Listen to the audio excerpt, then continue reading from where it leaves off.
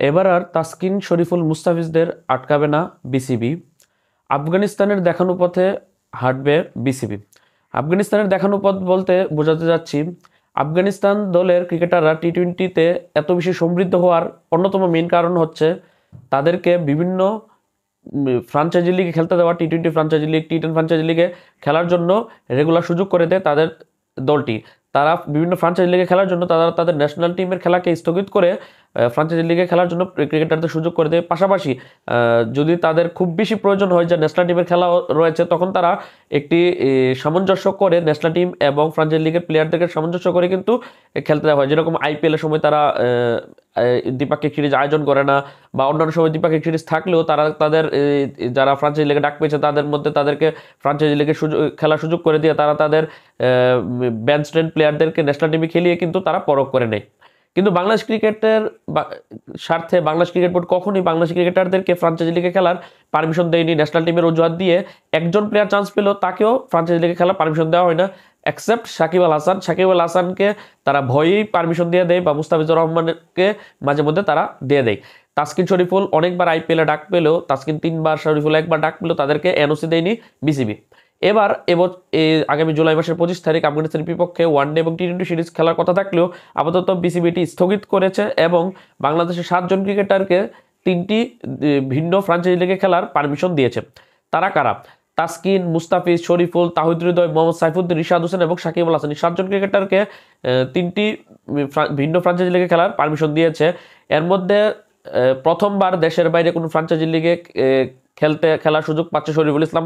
তাসকিন আহমেদ যদিও এর আগে ফ্রাঞ্চাইজি লিগ খেলেছে টি10 লিগে, কিন্তু টি20তে প্রথমবার দেশের বাইরে খেলতে যাচ্ছে। তাহিদ হৃদয় গতবার এলপিএলে খেলেছিল, এবার আবারও ডাক পড়েছে তার। মুস্তাফিজুর রহমান তো রেগুলার বিশ্বের বিভিন্ন দেশে ডাক পেয়েই থাকে। এছাড়া রিশাদ হোসেন প্রথমবার ডাক পেয়েছে তার বিশ্বকাপের পারফরমেন্সের কারণে। মোহাম্মদ সাইফুদ্দিন ডাক পড়েছে তার। এছাড়া সাকিব আল হাসান 2টি ফ্রাঞ্চাইজি লিগে তো খেলবি। এখন প্রথমে যদি আমি বলি যে কোন কোন ফ্রাঞ্চাইজি লিগে বাংলাদেশ ক্রিকেটাররা সুযোগ পেয়েছে, আমরা অনেকেই জানি আবার অনেকে জানি না। আগামী বিশ্বকাপ শেষেই জুলাইয়ের 1 তারিখ থেকে জুলাইয়ের 21 তারিখ পর্যন্ত শ্রীলঙ্কায় 5টি দলের অংশগ্রহণে শুরু হবে এলপিএল, লঙ্কান প্রিমিয়ার লিগ, যেখানে বাংলাদেশ থেকে 3 জন ক্রিকেটার সুযোগ পেয়েছে। তার মধ্যে কলম্বো স্ট্রাইকার্স দলে সুযোগ পেয়েছে বাংলাদেশের স্পিড স্টার তাসকিন আহমেদ। সে এই দলের হয়ে খেলবে এবং পুরো সিজন খেলার জন্য কিন্তু এনওসি পেয়েছে তাসকিন আহমেদ। পাশাপাশি আরেকটি দল ডাম্বুলা সিক্সার্স, নতুন দলে নতুন ফ্রাঞ্চাইজিতে সুযোগ পেয়েছে মুস্তাফিজুর রহমান, আইকন ক্রিকেটার, এবং তাহিদ হৃদয় তাকে ডিরেক্ট সাইনিংয়ের মাধ্যমে দলে ভিড়িয়েছে এই ফ্রাঞ্চাইজিটি ডাম্বুলা সিক্সার্স।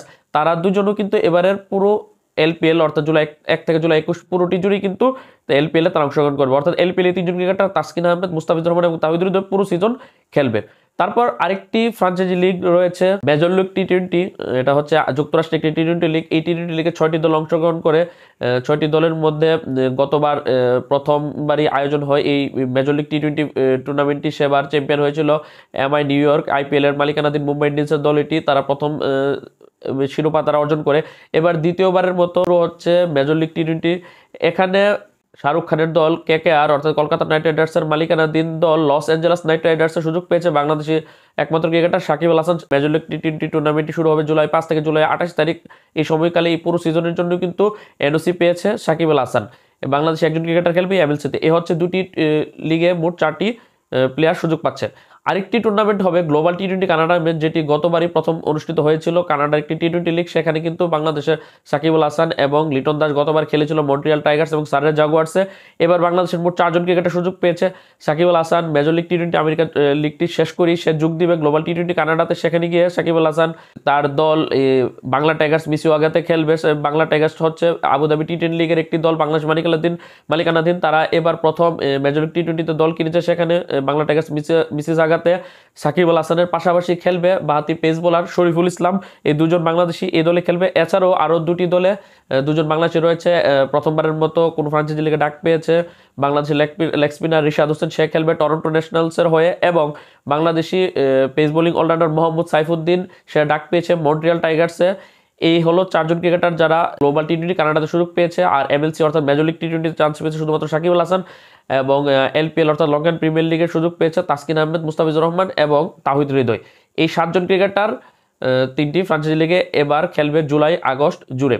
আশা করা যায় যে বাংলাদেশি ক্রিকেটাররা ভালো কিছু করবে এবং এই সুযোগটি তারা কাজে লাগাবে, কারণ বিভিন্ন সময় দেখা যায় যে এনওসি তো দূরে থাক, অল্প সময়ের জন্য বাংলাদেশি ক্রিকেটারদেরকে বিভিন্ন ফ্র্যাঞ্চাইজি লিগে খেলার সুযোগ করে দেন। এখন এবার বিসিবি ভিন্ন পথে হেঁটেছে, কারণ তারা দেখছে যে আফগানিস্তান ক্রিকেটটি কিভাবে এগিয়ে গেছে, টি-20-তে পারফর্ম করছে, এই বিভিন্ন ফ্র্যাঞ্চাইজি লিগে বিশ্বজুড়ে খেলার কারণে বিভিন্ন দেশের বোলারদেরকে বাংলাদেশ তাদের ব্যাটসম্যানরা ফেস করার কারণে, পাশাপাশি বিভিন্ন দেশের ব্যাটসম্যানদের এগেনস্টে বাংলাদেশ তাদের আফগানিস্তানের বোলাররা বল করার কারণে এখন বাংলাদেশি এই ব্যাটসম্যান বোলার যারা অলরাউন্ডার, যারা এবারের এই 3টি ফ্র্যাঞ্চাইজি লিগে খেলবে 60 জন ক্রিকেটার, তারাও কিন্তু এই সুযোগটি পাবে যে পুরো বিশ্বের বড় বড় বাঘা বাঘা ব্যাটসম্যানদেরকে বল করার এবং বাঘা বাঘা বোলারদের এগেনস্টে ব্যাট করার। নতুন শুভ সূচনা শুরু করতে যাচ্ছে বাংলাদেশ ক্রিকেট বোর্ড, এই তাদেরকে এতগুলো ক্রিকেটারকে ফ্র্যাঞ্চাইজি লিগে পারমিশন দেওয়ার মাধ্যমে। আগামী জুলাইয়ের 1 তারিখ থেকে তো এই এলপিএল শুরু হবে। এলপিএল এর জন্য তাসকিন, মুস্তাফিজ এবং তাহিদুল খুব শীঘ্রই দলের সাথে যোগ দিবে। তারা অলরেডি বাংলাদেশে এসে গিয়েছে, তারা বাংলাদেশ থেকে তারা লঙ্কার উদ্দেশ্যে রওনা দিবে। দেখা যাক কি হয়, ভালো কিছুর প্রত্যাশা রেখে আজকের ভিডিওটি এখানে শেষ করছি। আল্লাহ হাফেজ।